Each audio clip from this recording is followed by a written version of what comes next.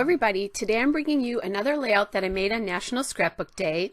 This one was a sketch challenge over at the Victoria Marie Facebook group.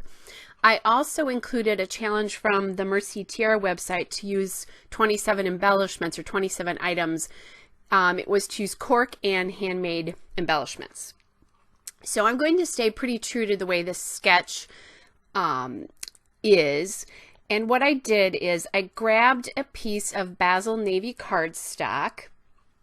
I think that's the Admiral color if I remember correctly. And then I also grabbed this large star paper from the Chamel Starshine 12 by 12 paper pad. So I don't actually have the paper name. I loved that and that paper, and these photos are kind of dark, and I thought that maybe it would work pretty well to do the dark page there as well.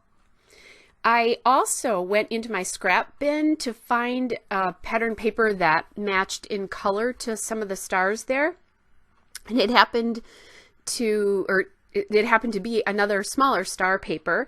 That paper is from My Mind's Eye, the Just Dreamy 2 collection, and it's the Brilliant So Handsome Little Star paper, and it's his dashing dots as well. So those collections had lots of different features. So anyway, it's from the Just Dreamy 2 collection by My Mind's Eye, the big one. Big is the big name. Then I thought I needed to pop some color here somewhere, and I grabbed another paper from the Chamel True Stories 12 by 12 paper pad. That's the red diagonal stripe there.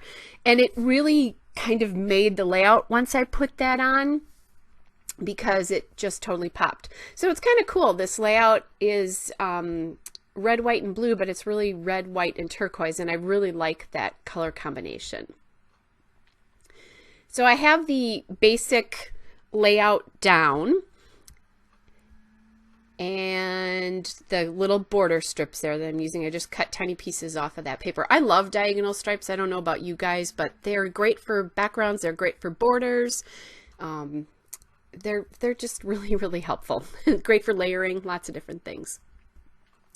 So the story behind these photos is this is a steam locomotive that is really important to my personal history, and it was sold by the owners, and it was being moved to its new location. So they asked me if I wanted to come out and see it moved, and I said sure.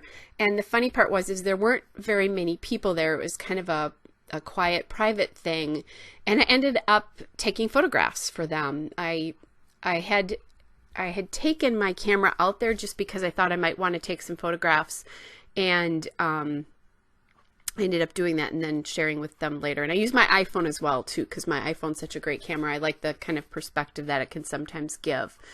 So what I did here is I'm using the 3 photographs and then using these embellishments from Chamel True Stories as well. They're the cork stickers, and I like them, but they are huge, and I find them very hard to put on layouts. I sometimes do have a hard time working with cork anyway, but these things, I just can't believe how big these are, and I've heard that from a lot of people. So hopefully if they ever do cork again, they'll do them a little bit smaller. The cool piece, if you look at these photographs, is I was photographing when the locomotive was suspended in midair. I have a lot of photographs of the move, but it was suspended between 2 cranes, and it's an amazing, awesome thing to watch a locomotive being moved. I've seen it more than once already, probably 3 or 4 times, and it's very, very cool to watch. So I knew I wanted to go into the ephemera from the Chamel True Stories collection, and I grabbed that 9 there because the number on this locomotive is 9, so it will be a good, it will be easy to use that as part of the title. And then I also grabbed those Polaroids, which are from a sheet of paper from the True Stories collection from that 12 by 12 pad, and I just cut them apart, and I use them often more as embellishments. I've never actually used the paper as it is. I've always used the Polaroids as embellishments. They're kind of great things for layering in clusters. So I'm looking through those, and right now I believe what I'm doing is I'm looking at the paper to see if I can find any more embellishments and some of the other pieces that I have within that collection, because I want to do clusters with those two camera groupings. I know I'm going to put my title up on the top right there, and I thought I could make some embellishments with the sheet of cameras that I had there, and I actually do. So now is when I'm going back into the True Stories and looking, and I go back and I'm looking for another red Polaroid. So I'm going to pull that sheet out and cut some of those out, as well as cut the cameras out that I want to use, because I'm going to add a camera to each of the clusters as well too. Those pieces of paper are so great because you really get a lot of mileage out of them. You know, and the cool part is that you can use, in the case of Shamel, you know, you can use them for quite a few of her collections. And I found that piece that I was looking for. And now that's working. The problem with, I didn't want to put the pink one on there, and then the other one has some writing. The other Polaroid there had some writing on it, so that's why I went to find another piece of this paper so that I could get that accent there. And it's just amazing when I put that red on there, on that page, how much the whole thing just popped.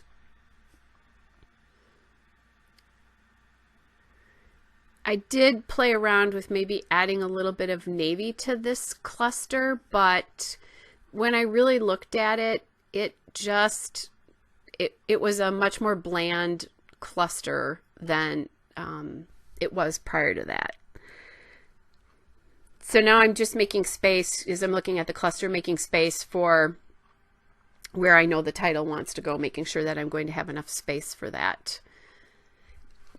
I'm going to make the title be Moving the 9, so I need some sort of letter sticker here, and that's what I'm going to do now, is I'm going to find stickers. I know I have a navy blue smaller alphabet, so that was what I went looking for. That alphabet is from American Crafts. It's actually the thickers from the Crate Paper Poolside collection, and the font is called Twilight.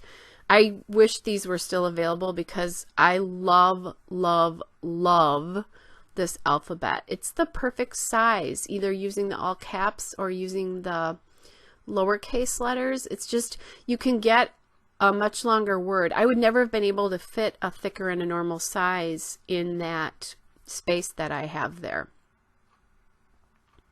So I really, really like it.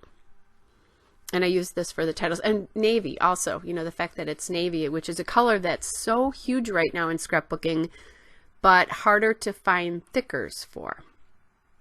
I am using the wax paper technique that I use all the time, if you've seen my videos before, to get the title on there so I can move it around and at least have some idea.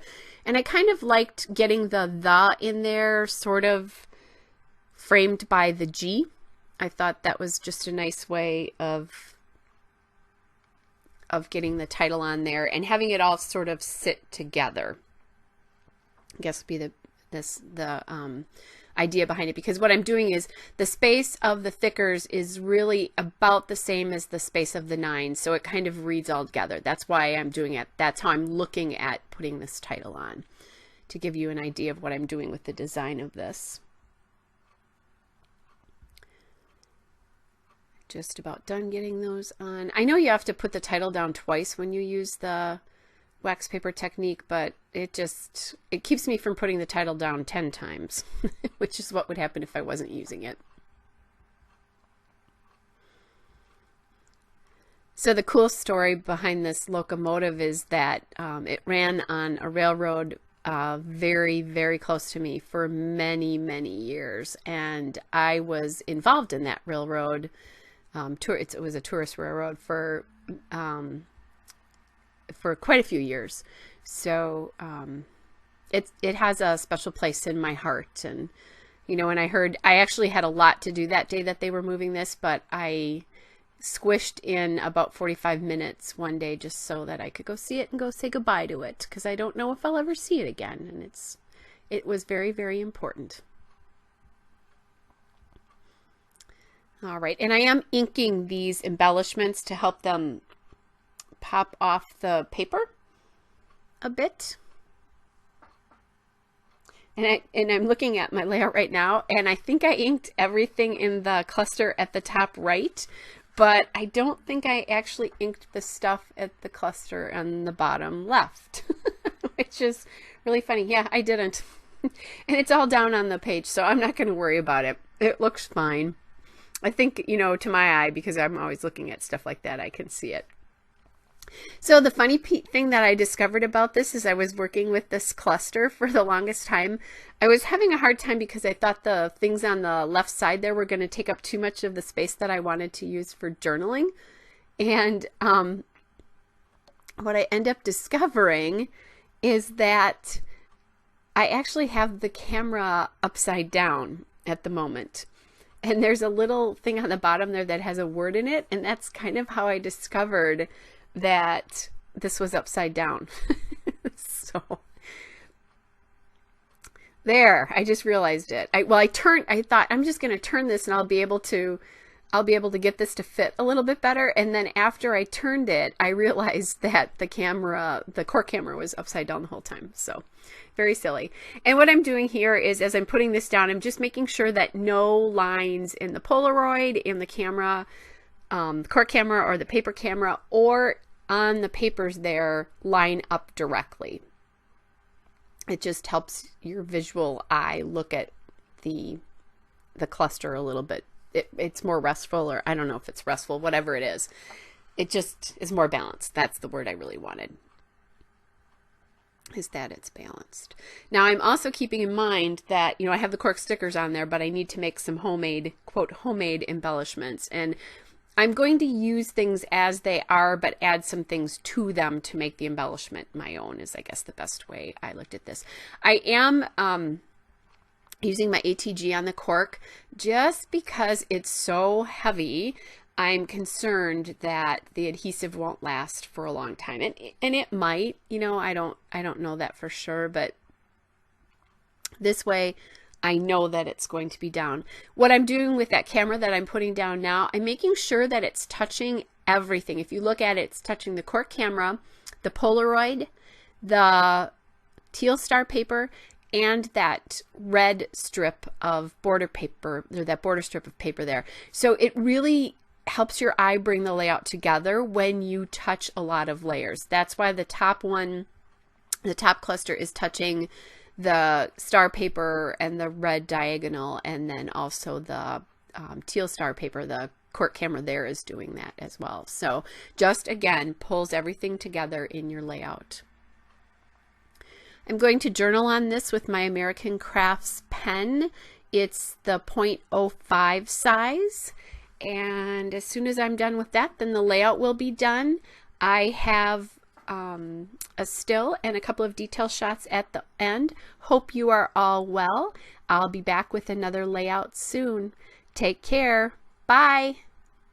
Hey everybody, just as I shut my microphone off, I realized that I wasn't really done with the layout.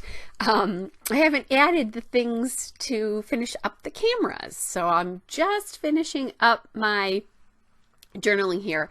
And then what I'm going to do is I'm going to add some enamel dots to my project here. And I grabbed my little 31 basket here, and I'm looking at reds, blues, and teals for my enamel dots. I found these Bella Boulevard enamel dots, and they're big. They're huge. So I really liked how they sat in the cameras, because really, seriously, these things are huge. So, and I have a hard time using the big enamel dots sometimes that come into my mind's eye enamel dots. So these things, I like the color because it's navy, but they can be tough to use.